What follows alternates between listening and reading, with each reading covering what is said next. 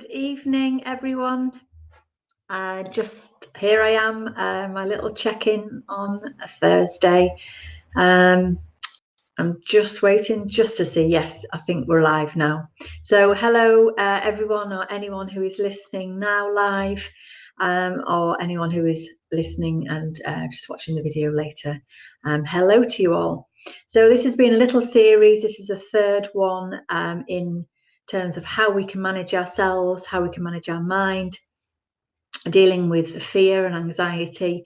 Mainly have been the first one. The second one last week I talked about how we can decide what's in and out of our control, and the difference with what that does. And what I thought I'd quickly talk about tonight is relationships and how you are managing with relationships. I'm hearing that some people are loving being together as a couple, or whoever they're living with, and some are finding it really difficult, and some are probably in the middle. And I think one thing that is sure here is space. I think one of the big differences, we haven't got the space. We can't pop out. We're not going to work. We're not sort of out bulk of the day, and then we're finding ourselves back inside much quicker because we're out for an hour and we're back together again.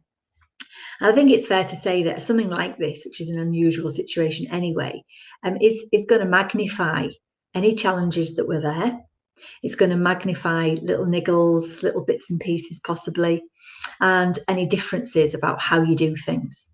So I think we have to accept that there is going to be an increased amount of tension for a lot of people living together, whether that be families, whether that be couples who don't have that actual outlet, as in going to school, going to work, going out, being able to go out and see friends. So we've got to think about how we can manage this, because what we know and what I've been sharing with is that the brain and the mind is a certainty making machine.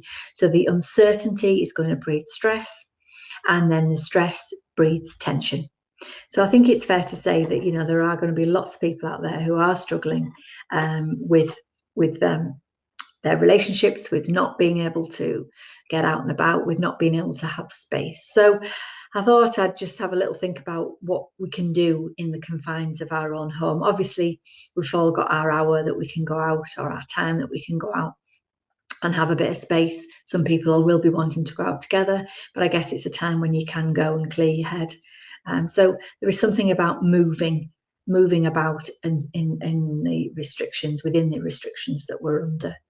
But I wonder about that moment where you feel that niggle coming and that criticism, and you're just at the end of your tether and you just want to criticize your partner or your child or the people that you live with.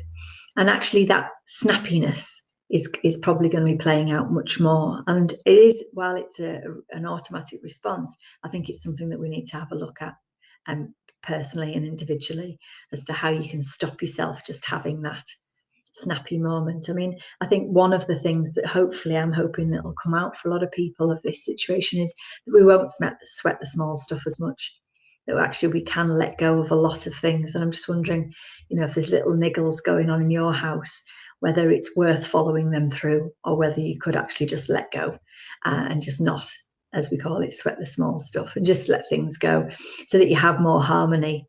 And I'm sure a lot of people are doing a good job at doing that. But I think with the tension builds up, we're probably in that, we're in week 6 now, so we've probably got a little bit of lockdown lethargy. So I'm conscious that we were likely to be hearing more little niggles, more pressure and more tension. So I think it's interesting to watch what goes on. I think there is that lashing out, but the other side of it is that closing down. I think when you feel the tension between people, that closing down. And for me, it feels like there needs to be a balance, like with anything in life, a balance between speaking up and saying what's not acceptable rather than being critical, and a balance between withdrawing for a while till you sort your head out, calm down, do some movement, do some breathing, go and have a shower, go and make a cuppa, and then come back. So it's that balance, isn't it? We can't do all of lashing out and criticizing and snapping, and we also can't do the withdrawing. So for me, it feels like there needs to be something in the middle. We need to calm down first. We should never have a conversation if we're feeling highly emotional, because we're not using the right part of the brain. We won't say what we mean. We will say things that are very emotional, and often makes it worse. But equally, as I said, going and disappearing off and not speaking and sulking and having the silent treatment for days on end is going to be quite challenging, and obviously not what we want to aim for. So I think it's just about how we can think. And again, a lot of the stuff I find myself chatting about with clients and on things like this it's very simple, basic stuff, but we sometimes forget to do it, forget to look after ourselves and take ourselves to that comfortable place, whatever that might look like for you. Everybody's different. Some people need to get out in the fresh air, and some people need to stay home and stay safe. So whatever it is for you, I think it is just checking, isn't it, that you're not doing too much of one thing. So that would be the snapping or the withdrawing, and you're doing enough of coming back and having proper conversations without the emotional response, so that you can actually feel like you can understand each other's perspective within reason and be able to work more as a team or as a family.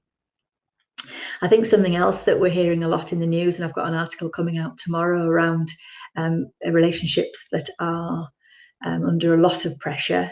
So while we know that this kind of isolation and conflict is normal for it to feel tension, it is absolutely not acceptable for it to become abusive, for it to become aggressive, and even violent. And we're hearing a lot of statistics, which I did predict right at the beginning of this, that unfortunately there will be a lot more domestic situations where people are being abused. They will feel very trapped and very isolated as a result. I think some people who live with domestic abuse or with an abuser almost live in lockdown anyway.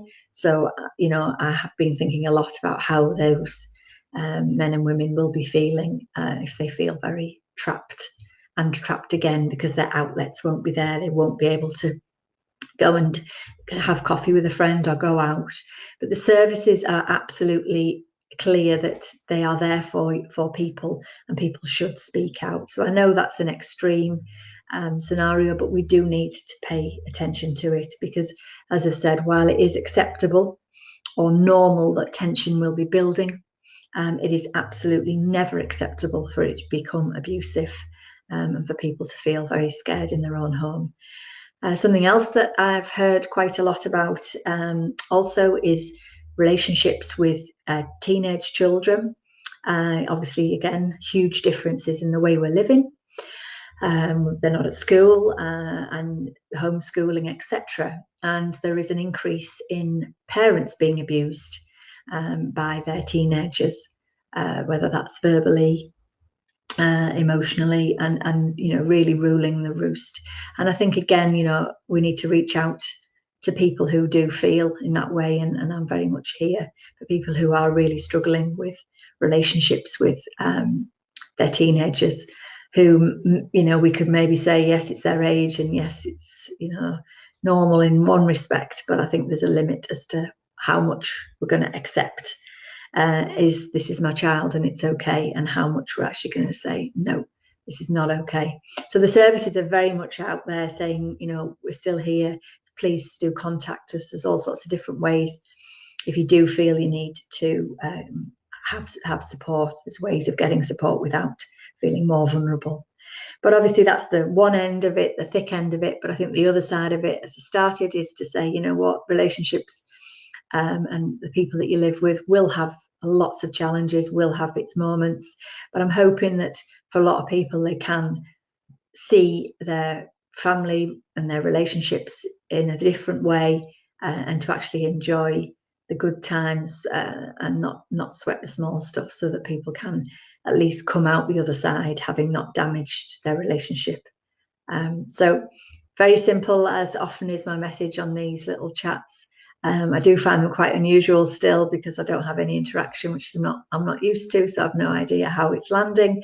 But I hope you do find it useful. Please pass it on to anybody who you might think is useful, and I will sign off for now. And obviously, I will happily talk about anything at all on these kind of short chats. But one thing I do want to let you all know, for those that are listening, is I am going to be running some group seminars or webinars around topics that are out of my book.